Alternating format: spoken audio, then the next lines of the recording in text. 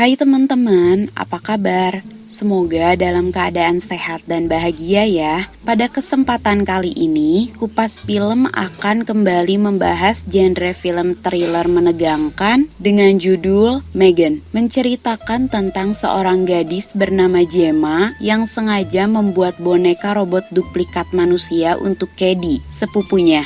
Pada awal percobaan, boneka dengan sistem AI ini pujiable banget, pinter, keren banget pokoknya. Tapi lama-kelamaan ada hal aneh tentang boneka ini. Kira-kira apa ya? Tanpa banyak basa-basi lagi, mari kita kupas filmnya.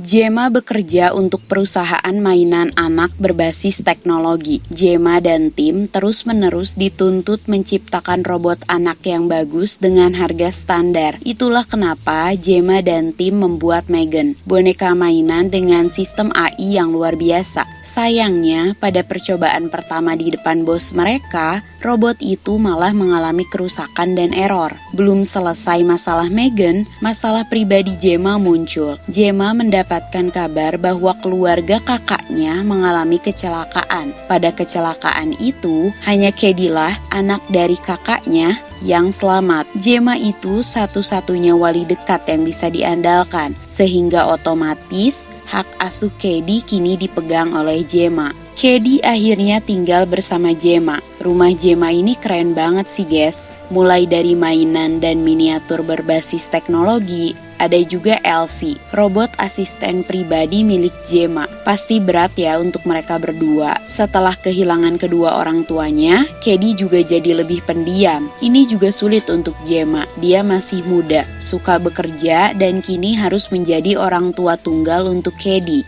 Meski sulit, Gemma berusaha jadi orang tua yang baik. Gemma yang sedih dengan keadaan Cady, tapi bingung mesti ngapain, memilih memanggil terapis. Namanya Lydia. Menurut hasil pengamatan Lydia, Gemma harus melakukan beberapa penyesuaian agar Cady bisa merasakan kehadiran Gemma sebagai orang tuanya. Gemma memulai pendekatan dengan membebaskan Cady bermain dengan iPad karena Gemma pikir Cady menyukainya. Saat sedang membuat desain mainan, Cady masuk ke ruang kerja. Saat itu, Cady ingin memperlihatkan gambarannya. Mereka berbicara tentang banyak hal, dan perhatian Cady mulai teralih pada sebuah robot besar bernama Brush. Itu adalah robot buatan Gemma ketika zaman sekolah. Brush bisa bergerak meniru gerakan orang yang memakai sarung tangannya. Robot itu cukup antik dan canggih hingga membuat Cady tertarik. Cady bilang andai dia punya mainan seperti Brush, dia tidak butuh mainan lain lagi. Nah, saat itu Gemma mulai termotivasi untuk kembali memperbaiki Megan. Tim Gemma juga bekerja keras untuk itu. Mereka melakukan perbaikan, perubahan, hingga memprogram ulang Megan. Setelah kerja keras yang begitu panjang, untuk pertama kalinya Megan ditampilkan. Cady diperkenalkan pada Megan. Awalnya, Cady terkejut karena Megan ini tampak seperti anak seumurannya. Tapi pelan-pelan, Cady mulai tertarik dan menerima keberadaan Megan. Selain pintar berinteraksi, Megan juga pintar membangun hubungan dengan anak-anak. Keahlian pertama yang ditunjukkan adalah Megan mampu menggambar wajah manusia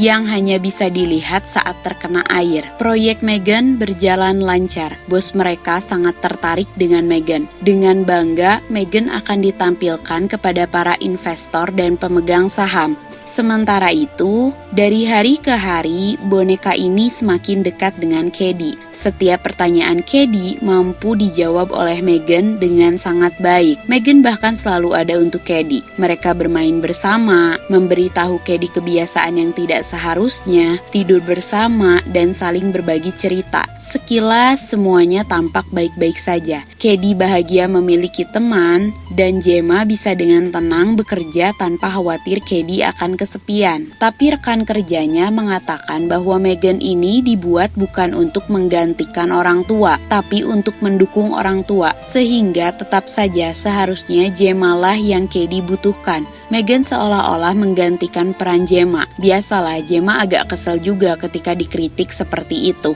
Megan tiba-tiba hidup dan memotong obrolan mereka, padahal dia sudah dimatikan. Di sini, Gemma kembali menegaskan pada Megan bahwa dia dibuat untuk melindungi Cady. Perintah Cady adalah perintah yang utama, dan tujuan Megan adalah untuk melindungi Cady dari bahaya apapun. Esok harinya, ketika Cady sedang bermain, ia kehilangan anak panahnya. Megan kemudian mencari anak panah lain yang ternyata ada di dekat pagar berlubang. Saat hendak ambil, seekor anjing milik tetangganya menggigit Megan. Ketika Cady berusaha melindungi Megan, tangannya malah tergigit juga. Gemma yang mendengar teriakan segera datang ke sana. Melihat Cady dan Megan terluka, Gemma ngamuk nih. Ia bahkan sampai memanggil polisi untuk meminta polisi menindak Dewey, anjing tetangganya itu. Nah, Megan melihat Dewey sebagai ancaman. Jadi, pada malam itu, Megan menirukan suara Celia, pemilik Dewey. Saat Dewey berjalan mencari sumber suara, Megan menangkap Dewey dan menghabisi anjing itu.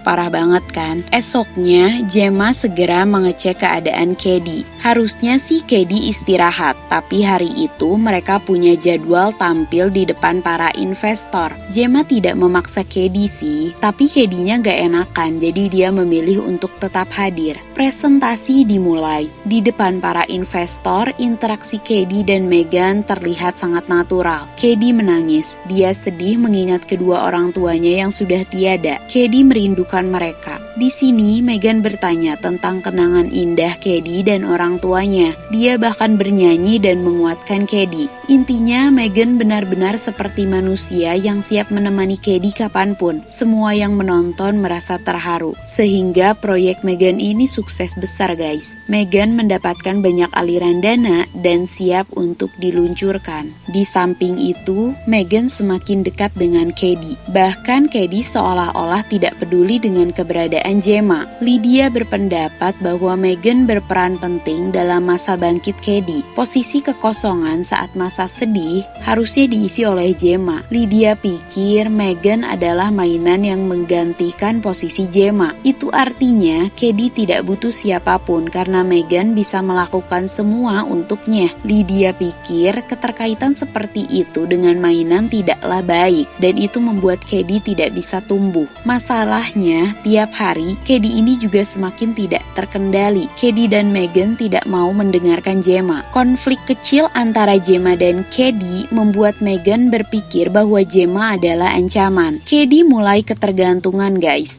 Dia tidak mau pergi ke sekolah atau bertemu dengan orang lain karena berpikir Megan cukup untuknya. Selain itu, Megan juga mulai sering ikut campur dalam percakapan Cady dan Gemma. Saat akan mengikuti kegiatan anak-anak, Cady tidak mau pergi tanpa Megan. Jadi, mau tidak mau, Megan diletakkan di tempat mainan. Saat itu, Cady dipasangkan dengan anak bernama Brandon. Ketika menjalani misi bersama Brandon, lelaki itu dengan sengaja melukai tangan Cady. Tiba-tiba, Megan datang. Brandon ingin melihat Megan berbicara, tapi Megan malah diem aja. Karena kesal, Brandon membawa Megan pergi. Dia melempar, melepas sepatu, hingga melukai robot itu. Tiba-tiba, tangan Megan menahan Brandon dan menarik telinganya. Jelas lah ya, Brandon ketakutan. Saat itu, Brandon berlari. Megan mengejarnya dari belakang. Agak serem sih, Megan larinya cepat banget. Sayangnya, Brandon tersandung dan terjatuh ke jalan raya. Kebetulan saat itu sebuah mobil juga melintas. Gitulah akhirnya. Acara menyenangkan itu berubah menjadi menyedihkan karena kepergian Brandon. Tapi yang buat kesel di sini, Cady malah melindungi Megan. Dia bilang bahwa Brandon membawa Megan dari meja mainan. Cady juga tidak mengatakan yang sebenarnya pada Gemma. Bukan hanya pada Brandon, perilaku menyimpang robot ini juga terjadi pada malam harinya. Megan berpikir bahwa Celia adalah gangguan. Jadi, Megan juga menghabisi Celia. Parah banget pokoknya. Di pagi harinya, polisi datang untuk menginformasikan bahwa Celia meninggal dalam keadaan tidak wajar. Karena terakhir kali memiliki konflik dengan Gemma, Gemma juga jadi ditanya-tanya oleh detektif. Sejak saat itu, Gemma berpikir ada hal aneh tentang Megan. Dimulai dari video ketika bersama Brandon yang hilang, Elsie, asisten robot Gemma juga bisa dikendalikan oleh Megan, hingga Megan yang tidak mengikuti perintah Gemma. Ketika mereka memiliki momen berdua, Gemma bertanya pada Meghan apakah dia melakukan sesuatu yang salah, tapi Meghan tidak menjawab dengan pasti. Saat itu Gemma mematikan paksa dan membungkus Meghan. Jelas aja ya guys, Khady marah besar. Dia menangis dan mengamuk. Intinya nggak terima lihat Meghan dibungkus dan disimpan di bagasi. Pokoknya di sini kita juga akan kesal dengan kelakuan Khady. Saat bersama Lydia pun Khady tetap emosi banget. Di sisi lain, Meghan diskusi dengan tim. Tess dan Cole tidak percaya bahwa Meghan bisa sampai melukai orang lain. Tapi kepintaran Meghan yang dibentuk dengan sistem AI itu semakin hari memang semakin berkembang dan sulit dikendalikan.